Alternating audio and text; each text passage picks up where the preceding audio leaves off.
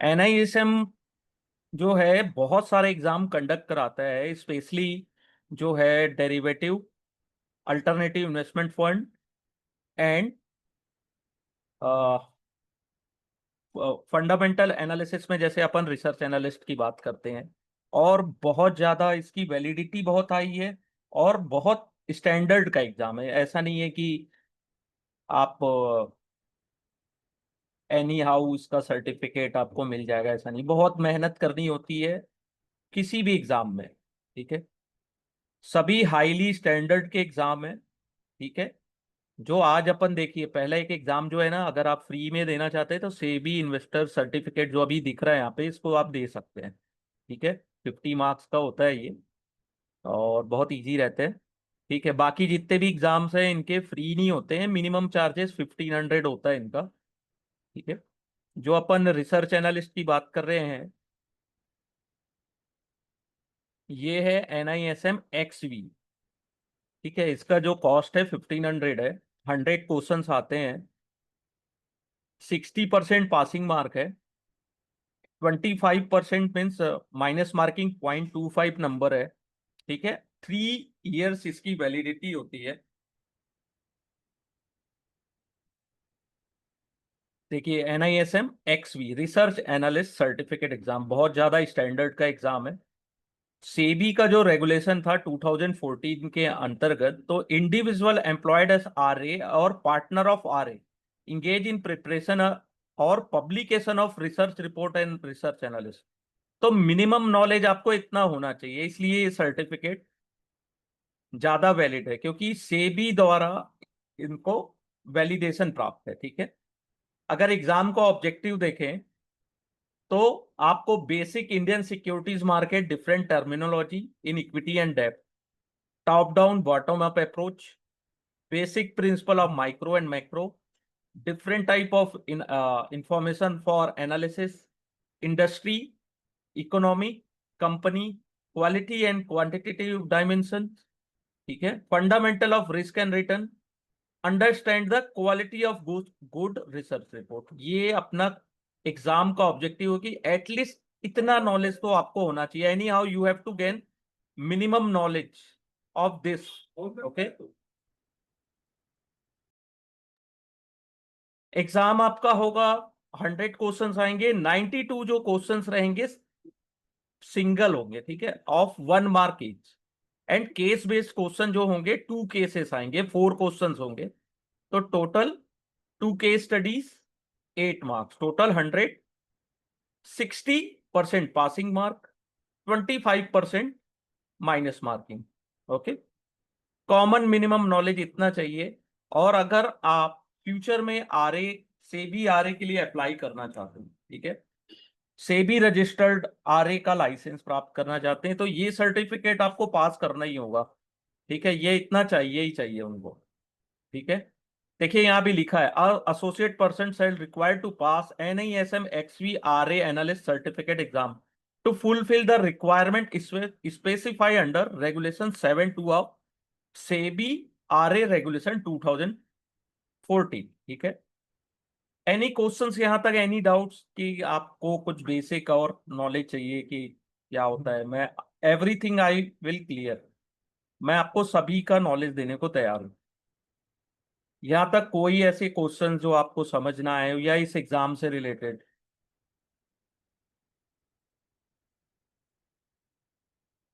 Okay. ये जो workbook है आपको दिख रहा होगा, ये वर्कबुक जो है, ये NISM के द्वारा फ्री में प्रोवाइड किया जाता है। आप उनकी वेबसाइट से डाउनलोड कर सकते हैं, आपको कहीं जाने की जरूरत नहीं है, कहीं कुछ खरीदने की जरूरत नहीं है। अगर आपका टारगेट है कि आप 70% प्लस स्कोर करना चाहते हैं, 70% से ऊपर, तो यू हैव टू स्टडी। आपको पूरी बुक को पढ़ना होगा, एनी हाउ आपको ये वर्कबुक कंप्लीट करना होगा A to Z। और कोई डिफिकल्ट नहीं है, मेरे बहुत से स्टूडेंट लोग 70% से ऊपर लाए हैं, तो मुझे ये कॉन्फिडेंस है कि उन्होंने किया है तो आप भी कर सकते हैं। बस एक कॉन्फिडेंस है, बस मुझे एक कॉन्फिडेंस है कि मेरे पहले के स्टूडेंट्स लोगों ने इतने स्कोर किया है, तो आप भी इजीली स्कोर कर सकते हैं। ठीक है। थोड़ा सा दिक्कत क्या आता है कि न्यूमेरिकल्स ज्यादा आते हैं इसमें। ठीक है।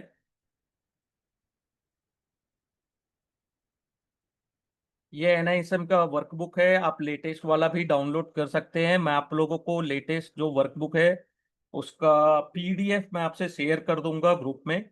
मैंने ग्रुप में आप लोगों के साथ जो नोट्स है उसका पीडीएफ शेयर किया हुआ है। वो नोट्स आप केवल आप लोगों के लिए है, उसको एक बार देख लीजिएगा। अगर उस नोट्स को भी आप अच्छे से रीड करते हैं, अच्छे से पढ़ के जाते हैं, तो ट्रस्ट मी आप वो एग्जाम को पास कर सकते हैं। ठीक है। कोई डिफिकल्टी नहीं है।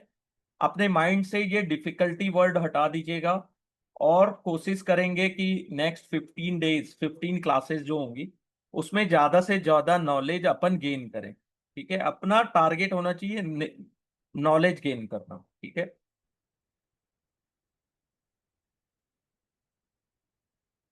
देखिए, जो इंट्रोडक्शन जो पार्ट है चैप्टर्स वाइज मैं बता देता हूँ। इंट्रोडक्शन टू आरए प्रोफेशन, यानी कि आरए रिसर्च एनालिस्ट की प्रोफेशन क्या होती है। Introduction to security market, security market में टर्मिनोलॉजी क्या यूज होती है, या सिक्योरिटी मार्केट होता क्या है। टर्मिनोलॉजी इन इक्विटी एंड डेब्ट, fundamental of research, economic analysis, industry analysis, company analysis. Company analysis दो पार्ट में है, चैप्टर 7 एंड चैप्टर 8। चैप्टर 9 है बहुत easy, corporate actions, valuation principles, fundamental of risk and return, chapter 11। Chapter 12 है quality of good research report. जो chapter 13 है legal and regulatory environment, इसको अगर आप चाहें तो अभी से अगर आप स्टडी करेंगे, चैप्टर 13 की बात करूं, क्योंकि इसमें कुछ भी समझने लायक नहीं है, केवल आपको याद करना है, ज्यादा से ज्यादा आपको रीड करना है। इसको जितने बार आप रीड करोगे उतना आपको एग्जाम में हेल्प मिलेगी, क्योंकि इसका कोई शॉर्टकट नहीं है। इस चैप्टर का कोई शॉर्टकट नहीं है, क्योंकि जो रेगुलेशन है तो है, कोड ऑफ कंडक्ट जो है वो है।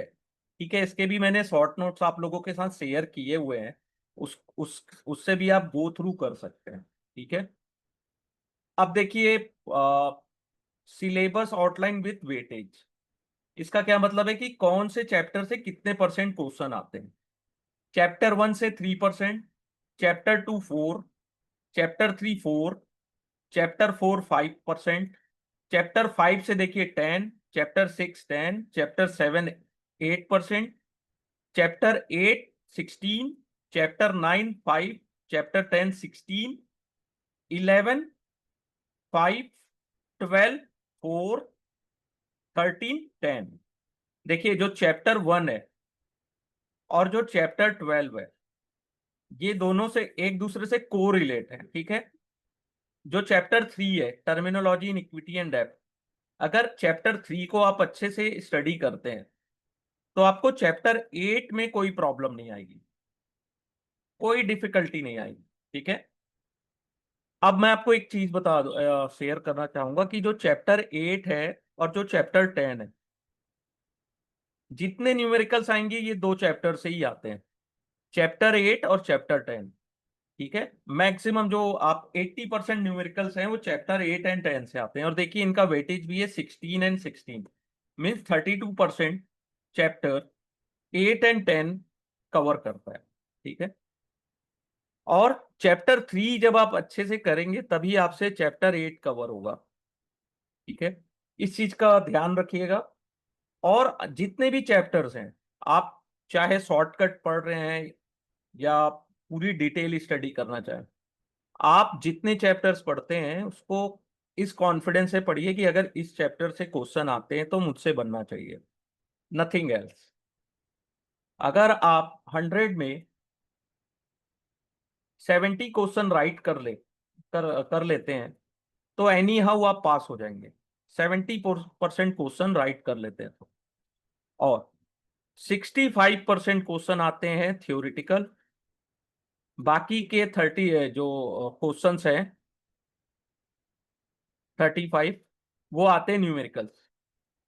बहुत बार ये भी होता है कि 55% क्वेश्चन आते हैं थ्योरेटिकल एंड 45% क्वेश्चन आएंगे न्यूमेरिकल्स। ठीक है, ये याद रखिएगा। तो विदाउट न्यूमेरिकल्स आप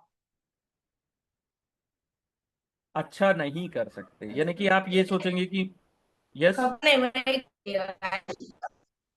यस, एनी क्वेश्चंस? हम्म। तो आप ये सोच रहे होंगे कि न्यूमेरिकल्स को अपन ना करें, न्यूमेरिकल्स पे फोकस ना करें। नहीं हो पाएगा आपसे, चैप्टर आपको एनी हाउ करना ही होगा। और न्यूमेरिकल्स आपको बता दूं, अगर 100% न्यूमेरिकल्स हैं तो 50 यानी कि 70% न्यूमेरिकल इजी आते हैं। अगर 45 या 35% न्यूमेरिकल्स आ रहे हैं तो इसमें से 70% जो न्यूमेरिकल्स हैं वो इजी होते हैं। बाकी के 30% जो न्यूमेरिकल्स होते हैं वो थोड़े लॉजिक बेस्ड होते हैं, लॉजिकल ज्यादा होता है। ठीक है, टाइम कंज्यूमिंग होता है, लॉजिक ज्यादा लगता है, कुछ बहुत सिंपल न्यूमेरिकल्स आते हैं। और नेक्स्ट एक और इंपॉर्टेंट चीज बता दूं आपको कि आप एग्जाम में कोई भी कैलकुलेटर ले जा सकते हैं, एनी, चाहे वो साइंटिफिक हो, नॉर्मल का कैलकुलेटर हो, चाहे फिनेंशियल कैलकुलेटर हो जो सीएफए यूज करते हैं। तो कोई भी कैलकुलेटर आप लेके जा सकते हैं, वहां पे आपको ऐप बेस्ड कैलकुलेटर भी प्रोवाइड किया जाएगा। ठीक है, आप अगर कैलकुलेटर भूल भी गए ले जाना तो कोई दिक्कत नहीं है, उनके सिस्टम में कैलकुलेटर होता है जिसको आप नॉर्मल नॉर्मल से साइंटिफिक, साइंटिफिक से फिनेंशियल कैलकुलेटर में चेंज कर सकते हैं। न्यूमेरिकल्स आपको सॉल्व नहीं करना है, बस कैलकुलेटर यूज करना है, इजीली बन जाते हैं। या एक्सेल सीट जो प्रोवाइड की जाती है उसमें से आप क्वेश्चंस बना सकते हैं, कोई डिफिकल्टी नहीं है। ठीक है, थोड़े लॉजिक बेस्ड होते हैं, उसमें टाइम लगता है। बाकी जो नॉर्मल क्वेश्चन है उनको या तो एक्सेल सीट या कैलकुलेटर की हेल्प से आप सॉल्व कर सकते हैं, ज्यादा टाइम नहीं लेते वो उस टाइप के क्वेश्चंस। तो रिलैक्स हो जाइए, जितने क्वेश्चंस आप पूछेंगे मैं उनके रिप्लाई देने के लिए तैयार हूं। और 15 डेज में मैं ये मानता हूं कि आप एक अच्छा स्कोर तो करेंगे ही एग्जाम में, साथ में जितने नॉलेज आप गेन कर सकते हैं। क्योंकि ये बुक कवर करने के बाद, ये वर्क बुक या ये कोर्स करने के बाद, या इस एग्जाम को पास करने के बाद, ट्रस्ट मी, आपका जो मार्केट का व्यू है, ओवरऑल मार्केट, चाहे आप डेप्थ मार्केट में हो, चाहे आप कमोडिटीज में हो, चाहे आप स्टॉक मार्केट में हो, करेंसी में हो, आपका एक व्यू चेंज होना ही चाहिए। आपको बहुत सारी चीजें सीखने को मिलेगी। ठीक है, एनी क्वेश्चंस यहाँ तक? Any any questions?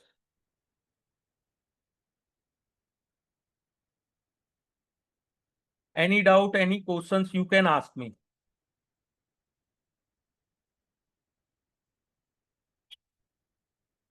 क्लासेस जो है वो मंडे टू फ्राइडे होगी, 2 डेज।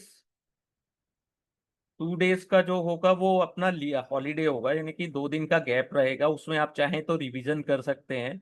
या तो वीकेंड्स है तो वीकेंड्स को फैमिली के साथ आप टाइम स्पेंड कर सकते हैं, फ्रेंड के साथ कर सकते हैं। क्योंकि 5 डेज एक वीक में देना मोर देन इनफ है, तो 3 वीक्स में 15 क्लासेस होंगी। आज क्योंकि मैंने टारगेट किया था मैं जन्माष्टमी के दिन क्लास स्टार्ट करूंगा, इसलिए मैंने 16 अगस्त का डेट रखा था। तो मैं अभी 16, 17, 18 कंटिन्यू आप लोगों की क्लास लूंगा, कल भी क्लास होगी और नेक्स्ट फ्राइडे तक कंटिन्यू चलेगी। उसके बाद जो जो भी क्लासेस हैं वो मंडे टू फ्राइडे रहेगी। ठीक है, आप लोगों को इस क्लासेस की रिकॉर्डिंग भी प्रोवाइड की जाएगी। ठीक है, बस आपको, आप अगर इस स्क्रीन को नहीं देखना चाहते कोई दिक्कत नहीं है, आप केवल सुनते जाइए, बस समझते जाइए होता क्या है। आज से रिसर्च एनालिस्ट होता क्या है, मीन्स हमको हर चीज में एनालिसिस करना है, हमको वाई, लॉजिक लगाना है अपनी लाइफ में, क्यों रिसर्च करना है, खोजबीन करनी है, जासूस जैसा काम है, होते हैं ना डिटेक्टिव, कि ये क्यों हो रहा है, ये कैसा हो रहा है, क्यों हो रहा है, वाई। कैलकुलेटिव पार्ट से भी निकालना है, न्यूमेरिकल्स भी यूज करने की, उससे क्या अपन बेस्ट रिजल्ट पा सकते हैं अगर किसी चीज का एनालिसिस कर रहे हैं। जैसे ये चैप्टर 1 है। चैप्टर 1, इसमें अपन क्या स्टडी करेंगे? Role of research analyst, primary responsibility of research analyst, basic principle of interaction with company और client, important quality data desire in research analyst. तो देखिए अपन ने यहाँ पे देखा है वेटेज वाइज की 3 नंबर है, ओनली 3%। ये 3 नंबर्स ही बहुत होते हैं, मोर देन इनफ है। ठीक है, लोग 57 58 में बहुत सारे लोग यानी कि बाउंड्री क्रॉस नहीं कर पाते 60 का, क्योंकि वो 3% को हल्के में लेते हैं, 4% हल्के में। ये बोनस नंबर है, इसमें कुछ नहीं करना है। अगर एक बार आपको अंडरस्टैंडिंग आ गई, आपसे क्वेश्चंस बनेंगे। ठीक है, तो primary role of research analyst क्या होता है? जैसे अपन क्या होता है कि अपन को एक फोन खरीदना है, न्यू फोन खरीदने जाते हैं तो अपन क्या करते हैं? गूगल करते हैं, यूट्यूब में बहुत सारे वीडियोस देखते हैं, रिसर्च करते हैं। ठीक है, फिर क्या होता है? प्रोसेस ऑफ सिलेक्शन क्या होता है मोबाइल फोन का? पहले प्राइस रेंज डिसाइड करते हैं कि प्राइस कौन से रेंज की लेनी है, शॉर्ट लिस्ट करते हैं कुछ ब्रांड्स को, कंपेयर करते हैं टेक्निकल स्पेसिफिकेशन। ठीक है, depending upon factor are important for us, यानी कि हमको क्या टेक्निकल चाहिए, बैटरी लाइफ चाहिए कि मेगापिक्सल चाहिए कैमरे का, कि साउंड क्वालिटी चाहिए। ठीक है, सेम प्रोसेस होता है रिसर्च एनालिस्ट का। रिसर्च एनालिस्ट किसके लिए काम करते हैं? For to help their client to take investment decision, अपने क्लाइंट की हेल्प करते हैं इन्वेस्टमेंट डिसीजन में। और कैसे ये रिसर्च होते हैं? देयर इज अ रिसर्च, तो collection of information from various sources then analysis. अपन क्या करते हैं? As a research analyst collect करते हैं इंफॉर्मेशन वेरियस सोर्सेज से, बहुत सारे सोर्सेज से, उसको फिर एनालिसिस करते हैं, डेटा को प्रोसेस करते हैं, देन डिसीजन लेते हैं। ठीक है, तो data and information are imperative to function of R A, research analyst. मैं रिसर्च एनालिस्ट को आर ए बोलूंगा तो आप समझ जाइएगा। ठीक है, तो डेटा एंड इंफॉर्मेशन सबसे इंपॉर्टेंट है एक आरए के लिए। RA need information pertinent to investment being evaluated. तो आरए को कैसी इंफॉर्मेशन चाहिए? जो इन्वेस्टमेंट्स के लिए इंपॉर्टेंट है। ठीक है, like macro and micro economic factors, industry specific information, company specific information, economic information. Economic information कहां से कलेक्ट करते हैं? गवर्नमेंट की statics and data provided by the central bank. Economics की इंफॉर्मेशन कहां से मिलती है? गवर्नमेंट से, सेंट्रल बैंक लाइक आरबीआई। और ग्लोबल इंफॉर्मेशन कहां से मिलती है? Like international agency such as IMF, Asian development bank, world bank and other global development financial institution. Industry और कंपनी की इंडस्ट्री स्पेसिफिक जनरल से भी इंफॉर्मेशन मिलती है, पब्लिकेशन से भी मिलती है, to be use to collect information on industry and sector. Company information कहां से मिलती है अपने को? From financial statement and annual report. Okay, बाकी इंफॉर्मेशन कहां से मिलती है? अपन क्या करते हैं? कंपनी के इंपॉर्टेंट जो ऑफिशियल्स हैं उनसे भी मीट करते हैं, उनकी प्लांट एंड फैक्ट्री को विजिट करते हैं, मार्केट सर्वे करते हैं, एम्प्लॉय और स्टेक होल्डर्स का भी इंटरव्यू लेते हैं। ठीक है, तो एनालिसिस करना and decision making process is the combination of understanding qualitative factor that affect operational performance, जैसे efficiency of operation, competitiveness, business plan, work ethics of management among others. ठीक है, जैसे रेवेन्यू कितनी आ रही है, कॉस्ट क्या है, प्रॉफिटेबिलिटी क्या है, and risk to this finances. Don't worry, ये जितने भी है ना मैक्रो माइक्रो, ये कंपनी इंडस्ट्री, ये अपन डिटेल में चैप्टर वाइज देखने वाले। ठीक है, और एज अ आरए अपन बहुत ज्यादा टाइम स्पेंड करते हैं interacting with company and others, accumulating data, analyzing it and arrive at decision on whether to buy। देखिए ये बहुत इंपॉर्टेंट है कि वेदर टू बाय, होल्ड और sell a particular security and stock. ठीक है, तो आरए, अब यहां से शुरू होते हैं कुछ क्वेश्चन टाइप के कि आरए होते कितने टाइम के हैं। R research analyst are defined by nature of analysis they do, the coverage and use of recommendation they provide. तो फर्स्ट टाइप ऑफ एनालिस्ट क्या होते हैं? Sell side analyst. ठीक है।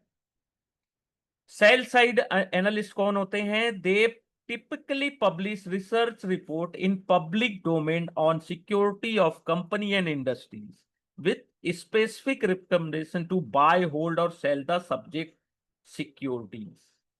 ठीक है, याद रखिएगा सेल साइड क्या कौन होते हैं? जो अपनी रिपोर्ट पब्लिक डोमेन पे पब्लिश करते हैं। ठीक है, उनकी पूरी रिपोर्ट होती है, ऐसा नहीं रिसर्च रिपोर्ट, ऐसा नहीं टिप्स दे दिया, नो, रिसर्च रिपोर्ट होती है। वहां पे आप बताते हो कि बाय करना है, होल्ड करना है या सेल करना है। ठीक है, और this recommendation include the analyst expectation of future running of company and future price performance of securities. ऐसे एनालिस्ट किसके लिए काम करते हैं? This analyst work for firm that provide investment banking, broking and advisory service for client. ठीक है, बहुत बहुत इंपॉर्टेंट है, क्वेश्चन आता है। Sell side, by side.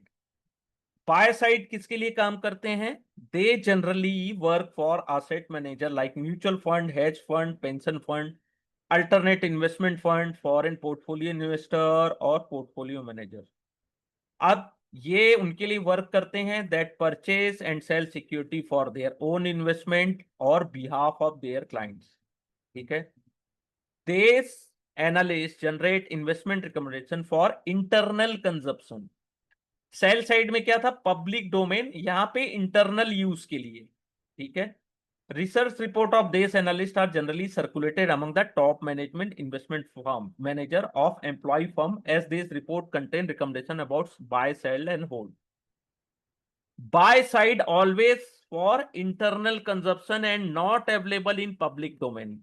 Confuse मत होइएगा, सेल साइड है पब्लिक के लिए, बाय साइड है असेट्स मैनेजर या इंटरनल कंजप्शन के लिए। ठीक है, थर्ड होते हैं इंडिपेंडेंट, आजाद, जो खुद का रिसर्च चलाते हैं, खुद का बुटीक फर्म होता है इनका, separate from full service investment firm और sale their research to on a subscription basis. अब सब्सक्रिप्शन बेसिस पे वो क्लाइंट कोई भी हो सकता है, इन्वेस्टर हो सकता है, इंस्टीट्यूशन हो सकता है, investment banker, regulator, stock exchange, fund manager, कोई भी हो सकता है। ये कस्टमाइज रिसर्च रिपोर्ट भी प्रोवाइड करते हैं ऑन बिजनेस, इंडस्ट्री और सेक्टर ऑन स्पेसिफिक रिक्वेस्ट। ठीक है, the purpose of this report could vary from investment activity to understand competition landscape to merger and acquisitions. तो ये याद रखिएगा, ये तीनों में से कहीं से भी एक दो क्वेश्चन आते ही आते हैं, सेल साइड, बाय साइड और इंडिपेंडेंट। ठीक है, sell side public domain, by side internal consumption और थर्ड होते हैं इंडिपेंडेंट, मींस ये सब्सक्रिप्शन बेसिस पे अपनी रिसर्च रिपोर्ट को सेल करते हैं लोगों को। ठीक है, एनी डाउट? इनके अलावा न्यूज़पेपर, मीडिया और consolidated and consolidator of information also provide research report. ये भी रिसर्च प्रोवाइड करते हैं इन तीनों के अलावा। ठीक है, स्पेसिफिक ये थ्री ही होते हैं। ठीक है, any questions? Excuse me sir. Yes.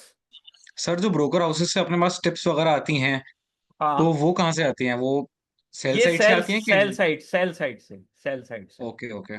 और सर इंडिपेंडेंट रिसर्च एनालिस्ट के द्वारा जो अपन को वो आती है टिप्स वगैरह, तो हाँ, वो कैसे आई होगी? अगर कभी आई होगी तो कैसे वो लिखी होगी वो? बुटीक बुटीक फर्म से आई होगी, जो आप खुद का, जैसे अगर मैं अपना चला रहा हूं, मेरे पास अच्छा। आरए का लाइसेंस है और मैंने आपने मुझसे सब्सक्राइब किया हुआ है। ठीक है, तो वो इंडिपेंडेंट हूं मैं कोई किसी फर्म में नहीं हूं। ठीक है, यहाँ पे दोनों काम कर रहे हैं फर्म्स के लिए, जैसे यहाँ पे broking firm, investment banking, advisory firm, लेकिन ये पब्लिक डोमेन में दे रहे हैं।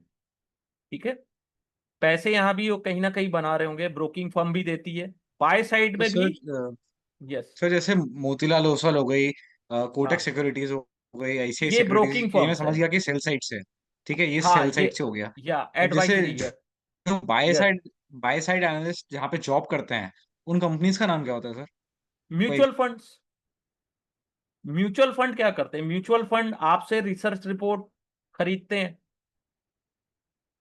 ठीक है, या तो अपने इन्वेस्टमेंट के लिए या अपने क्लाइंट के on on behalf of there client. Pension funds, alternative investment firms, FPI, portfolio managers, वो आपसे खरीदते हैं, तो वो इंटरनल कंजप्शन है, वो पब्लिक में उसको नहीं देंगे। ठीक है, पब्लिक में आपको ठीक है सर, मतलब कोई अवेलेबल नहीं म्यूचुअल होगा। फंड होगा, हाँ, कोई म्यूचुअल फंड में अगर कोई रिसर्च एनालिस्ट होगा तो वो बाय साइड एनालिस्ट बैठा होगा। Yes yes yes. आप म्यूचुअल फंड में काम कर ओके रहे हैं। ओके। ठीक है, वो यानी कि जो या फंड मैनेजर होते हैं उनके, वो उनके अंडर आप एज अ फंड मैनेजर, आपको किसी कंपनी का रिपोर्ट चाहिए, तो आप बाय साइड एनालिस्ट के पास या उनके खुद वहां काम कर रहे होंगे, तो वो इंटरनल कंजप्शन हुआ उनका। ठीक है, सेल साइड यानी पब्लिक, जैसे मोतीलाल ओसवाल या अदर्स जो भी फर्म्स है, ब्रोकर्स हैं, वो सेल साइड। इंडिपेंडेंट मीन्स कुछ लोगों को आपने देखा होगा जो बहुत फेमस है, जो खुद खुद का उनके पास आरए का लाइसेंस है, तो वो इंडिपेंडेंट प्रोवाइड करते हैं। या तो प्राइमरी रिस्पॉन्स ठीक है सर। आपको, या ये समझ में ये आपने बहुत अच्छा क्वेश्चन किया है। एग्जाम में आता है, बहुत सारे लोग सेल को बाय और बाय को सेल में लिख के आते हैं। ट्रस्ट मी, इतना इजी है, लेकिन होता है, it's a part of life कि हमसे मिस्टेक क्या होती है कि हम इजी क्वेश्चंस में यानी फेल हो जाते हैं। दैट्स ओके, कोई बात नहीं, लेकिन समझना जरूरी है ना। फिर प्राइमरी रोल क्या होता है रिसर्च एनालिस्ट का? Research analyst primary role is to understand and evaluate the growth of industry and company. Research analyst industry and company को भी इवेल्युएट करते हैं, उसको समझते हैं कि इंडस्ट्री क्या है, कंपनी क्या है। ठीक है, तो रिसर्च एनालिस्ट हमेशा इंडस्ट्री, कंपनी और इकोनॉमी को ही इवेल्युएट करते हैं। ये भी एक क्वेश्चन आता है, economy, industry and company, EIC, ये तीन। तो क्वेश्चन आता है कि रिसर्च एनालिस्ट किसे इवेल्युएट नहीं करते, ये क्वेश्चन आता है, तो आप हमेशा याद रखिएगा कि EIC, इकोनॉमी, इंडस्ट्री, कंपनी। कई बार आता है ना एक्सेप्ट, तो एक्सेप्ट में इन तीनों के अलावा जो चौथा ऑप्शन होगा वो। तो इकोनॉमी में अपन क्या क्या अंडरस्टैंड करते हैं, जैसे macro economic factor like national income कैसी चल रही है देश में, इन्फ्लेशन रेट क्या है, इंटरेस्ट रेट क्या है, अनएम्प्लॉयमेंट रेट कैसा है। फिस्कल एंड मॉनेटरी पॉलिसी कैसी है, जो फिस्कल पॉलिसी है वो गवर्नमेंट लाती है, मॉनेटरी पॉलिसी जो RBI, अभी जस्ट लास्ट 1-2 वीक पहले मॉनेटरी पॉलिसी आई थी, और उनके चेंज होने से इंपैक्ट क्या पड़ता है। FDI का फ्लो क्या है, फॉरेन डायरेक्ट इन्वेस्टमेंट मीन्स जो विदेशी कंपनियां हैं, जो फॉरेन कंपनीज हैं, उनका इन्वेस्टमेंट कैसा है। FPI क्या है, फॉरेन पोर्टफोलियो इन्वेस्टर का फ्लो क्या है, मीन्स जो फॉरेन पोर्टफोलियो इन्वेस्टर है कितना इन्वेस्टमेंट कर रहे हैं। और पब्लिक का सेविंग एंड इन्वेस्टमेंट पैटर्न क्या है। और global factor that impact the GDP growth based on export and import transactions. ये इतनी चीजें जो हैं वो अपन चैप्टर 5 में डिटेल में अंडरस्टैंड करने वाले हैं। फिर अंडरस्टैंड इंडस्ट्री। इंडस्ट्री की कौन से different industry, different challenge, different opportunity. यानी कि एक इंडस्ट्री है, हो सकता है आज अच्छा कर रही हो, साल भर 1 ईयर बाद जब उसका साइकिल चेंज हो जाए तो उसमें क्या चैलेंजेस आ रहे हैं। US से न्यूज आने से इस इंडस्ट्री को ज्यादा चैलेंज आएंगे। ठीक है, तो और उनके ग्रोथ ड्राइवर जो होते हैं वो भी सिग्निफिकेंट डिफरेंट होते हैं। ठीक है, accordingly RA need to understand thoroughly regulatory environment, regulatory कैसा है, इंडस्ट्री कैसी है, बिजनेस मॉडल कैसा है, competition, operating factor, sensitivity of demand to price change and consumer behaviour. तो ये इंडस्ट्री एनालिसिस को अपन चैप्टर 6 में देखेंगे। ये सब थ्योरेटिकल है। ठीक है, फिर होता है अंडरस्टैंडिंग कंपनीज। अब देखिए, मैंने आपको बताया कि जो कंपनी एनालिसिस है वो चैप्टर 7 में भी है और चैप्टर 8 में भी है। ठीक है, तो यहाँ पे देखिए एक एग्जांपल बताया, राहुल द्रविड़ और वीरेंद्र सहवाग का। तो दोनों बहुत अच्छे बैट्समैन हैं, लेकिन दोनों प्लेयर डिफरेंट है। ठीक है, एक एक जो प्लेयर है उनका स्ट्राइक रेट अच्छा है, एक एग्रेसिव है, दूसरे डिफेंसिव। ठीक है, सेम ऐसे ही अपन करते हैं कि वो डिपेंड कैसे होगा कि पिच का पैटर्न क्या है, यानी कि पिच कैसा है, गेम टाइप कौन सा है, टेस्ट मैच है, वनडे है, 2020 है, अपोजिशन टीम के बॉलर कैसे हैं, ठीक है।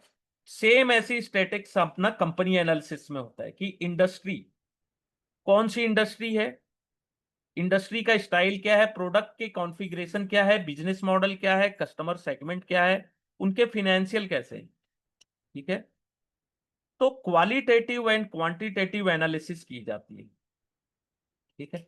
तो क्वालिटेटिव एनालिसिस में अपन ज्यादा फोकस करते हैं about understanding why particular business is better when compare to its peers. Qualitative means qualitative means क्या होता है कि एक बिजनेस, यानी कि दो लोग हैं, पर्टिकुलर एक कंपनी है, यानी कि दो कंपनीज हैं, company A and company B. तो कंपनी ए अच्छा क्यों कर रही है और कंपनी बी, दोनों प्रोडक्ट तो सेम बना रहे हैं लेकिन क्यों अच्छा कर रही है, उनकी स्ट्रेंथ क्या है, वीकनेस क्या है बिजनेस मॉडल में, हाउ क्वालिफाइड एंड मैनेजमेंट की क्वालिटी कैसी है, ठीक है। क्वांटिटेटिव में अपन मैथमेटिकल फॉर्मूलेस कि कैश फ्लो कैसा है, प्रॉफिट एंड लॉस कितना हुआ, बैलेंस शीट कैसी थी, असेट एंड लाइबिलिटी कैसी। तो ये चैप्टर 7 एंड 8 में अपन देखेंगे, ठीक है। एनी क्वेश्चंस यहां तक? I think all thing is very very clear and trust me, मैं आप लोगों को वर्कबुक से अभी पढ़ा रहा हूं क्योंकि मैं नहीं चाहता कि बेसिक जो है वो कहीं वीक हो आपका, ठीक है। नोट्स मैंने आप लोगों को प्रोवाइड कर दिया है, पीडीएफ मैंने ग्रुप में शेयर कर दिया है, प्लीज उसका प्रिंट आउट ले लीजिएगा। इस लेटेस्ट वर्कबुक मैं आपको अभी सेंड कर दूंगा, उसकी प्रिंट आउट ले लीजिएगा, क्योंकि पॉसिबल नहीं होता कि सिस्टम में हम बैठ के कंटिन्यू 1 आवर देखते रहें, और मोबाइल में तो पीडीएफ से पॉसिबल नहीं है, ठीक है। मोबाइल में अगर आप सोचोगे दो चार बुक्स पढ़े तो जो आंखों को पेन होता है ना, आई में पेन होता है, वो नहीं करना है, वो स्टाइल को साइड कर दीजिए, ठीक है। अब बेसिक प्रिंसिपल, नेक्स्ट है basic principle of interaction with company and client. ये बहुत इंपॉर्टेंट है, यहां से क्वेश्चन आता ही आता है, एनी हाउ आप इसको डिटेल में पढ़िएगा। देखिए, power of internet give analyst ability to acquire lot of knowledge, ये क्वेश्चन आता है, पता है ये एक लाइन जो मैंने बताई ना, ये यहां से भी क्वेश्चन आता है। तो the power of internet give a analyst ability to acquire lot of information, internet से क्या है, बहुत सारा इंफॉर्मेशन, ठीक है, but it can not substitute direct interaction with company and client. तो क्वेश्चन ऐसे ही आता है कि ये किसको सब्सटीट्यूट नहीं कर सकता, direct interaction with company and client. जब भी अपन पर्सनल कम्युनिकेशन करते हैं ना विद मैनेजमेंट, वो अपने को बेटर इंसाइट देता है। मीन्स अपन किसी कंपनी के मैनेजमेंट से पर्सनल मिलते हैं तो वो ज्यादा अपने को इंफॉर्मेशन प्रोवाइड मिलती है in the vision of company and strategy to achieve the desire goal, ठीक है।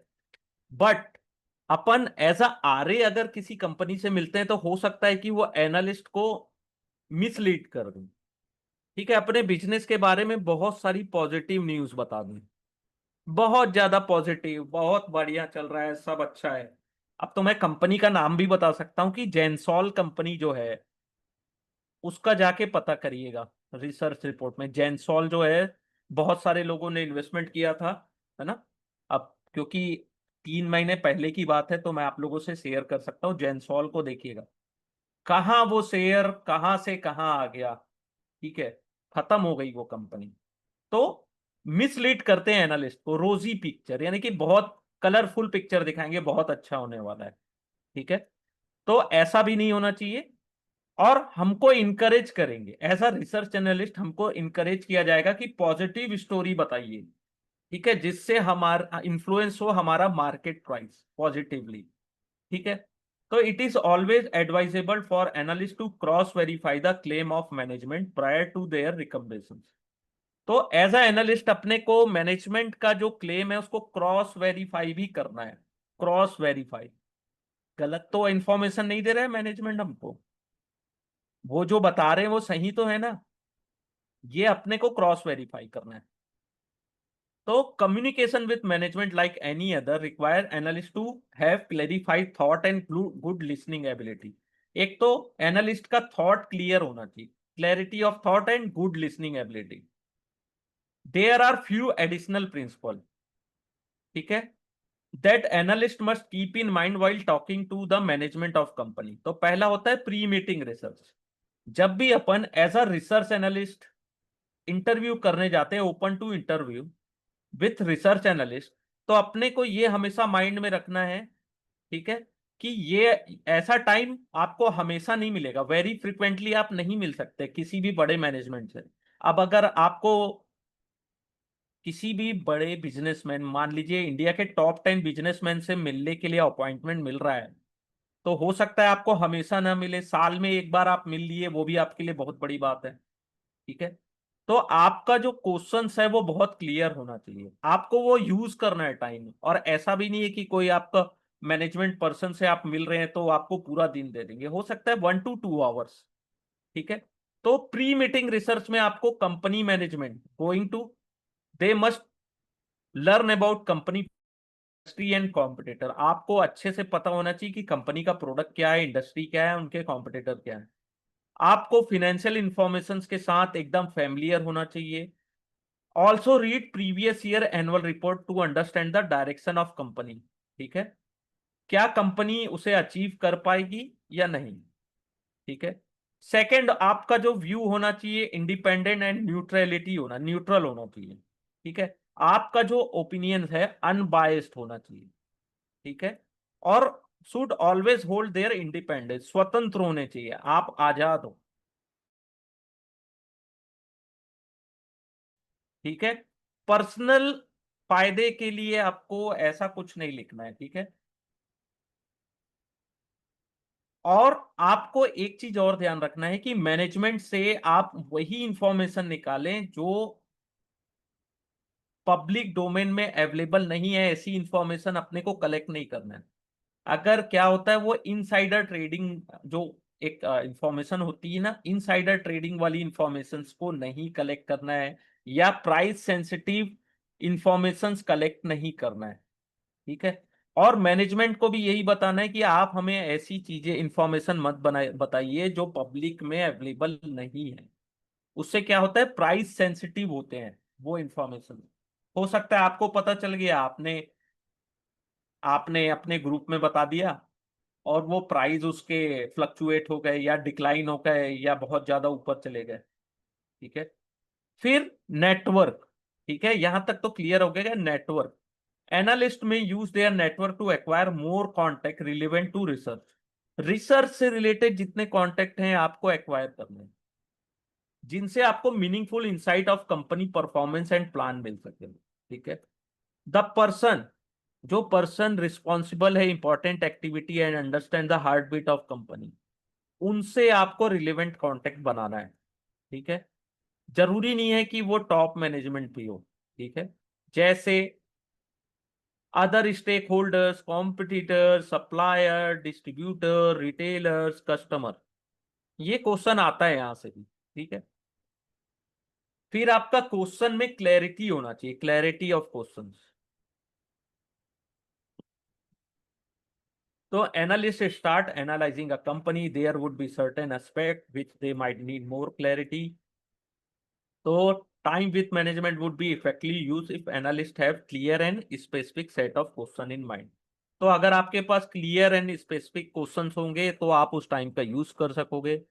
और it is advisable to go with question, आपको क्वेश्चन प्रश्न पूछना है, to have a better understanding of company operation and future progress, ठीक है।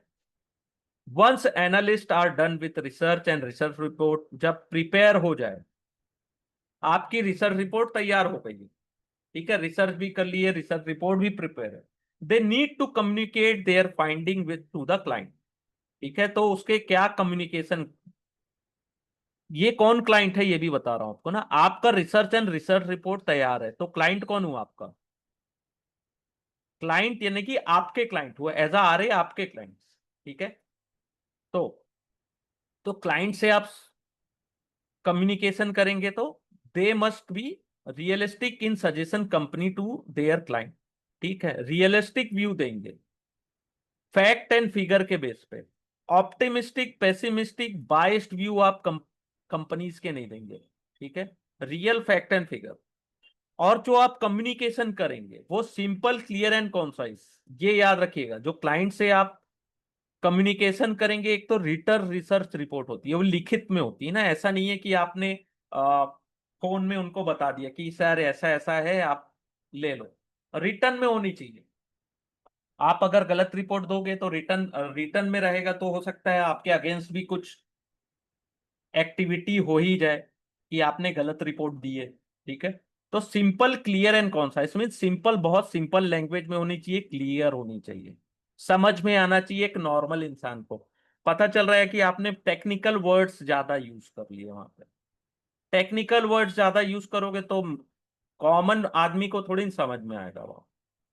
और there, if there is conflict of interest, conflict of interest means as a RA आप उस company के शेयर रखे हो, होल्ड किए हो, तो आपको इंफॉर्मेशन में डिस्क्लोज करना है। जो रिसर्च रिपोर्ट है वहां डिस्क्लोज करना है कि हाँ मेरे पास ये शेयर्स है, मैंने होल्ड करके रखा है। छुपाना नहीं है उस इंफॉर्मेशन को। और कोई भी अजम्पशंस है वो clear stated in RA report होना चाहिए। एब्रिविएशन और जार्गन यानी कि कुछ हाई फाई चीजें नहीं लिखनी है आपको, आपको सिंपल लिखनी है। ठीक है, explain clearly in simple words. ठीक है, अब देखिए ये तो आता ही आता है, ये जो मैंने बताया है ना, ये 4.1 2 3 4 5 ये आएगा। अब यहां से भी क्वेश्चन आता है। R is to collect information from different reliable source. ठीक है, interpret the data information and convert into recommendation that client use.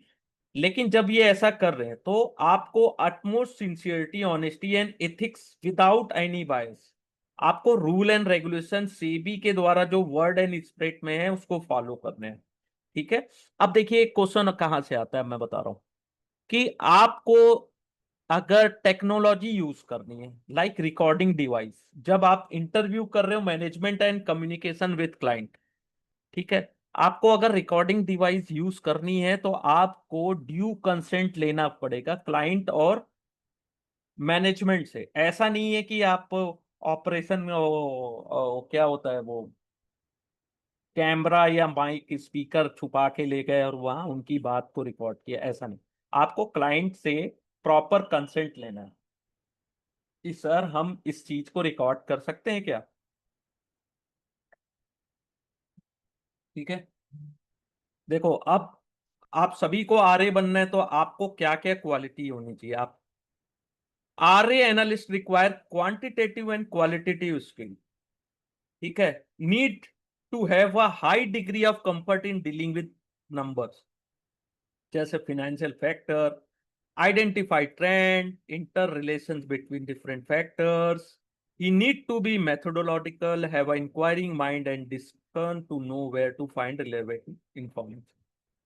ठीक है, तो एक अच्छे आरए के अंदर क्या क्या क्वालिटीज होती है। पहला, गुड विथ नंबर।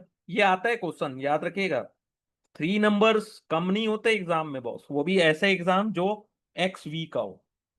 ठीक है, good with number, good excel and other data analytical tool, clarity in financial concept, ability to read and comprehend financial statement and report, ability to ask pertinent question, attention to detail, communication skill आपकी written and verbal दोनों अच्छी होनी चाहिए। आप अब देखो यहां से भी कई बार क्वेश्चन आता है, सैंपल रिपोर्ट कहां से आप कलेक्ट कर सकते हो, BSc और NSC की website. So chapter 1 is clear here. Any questions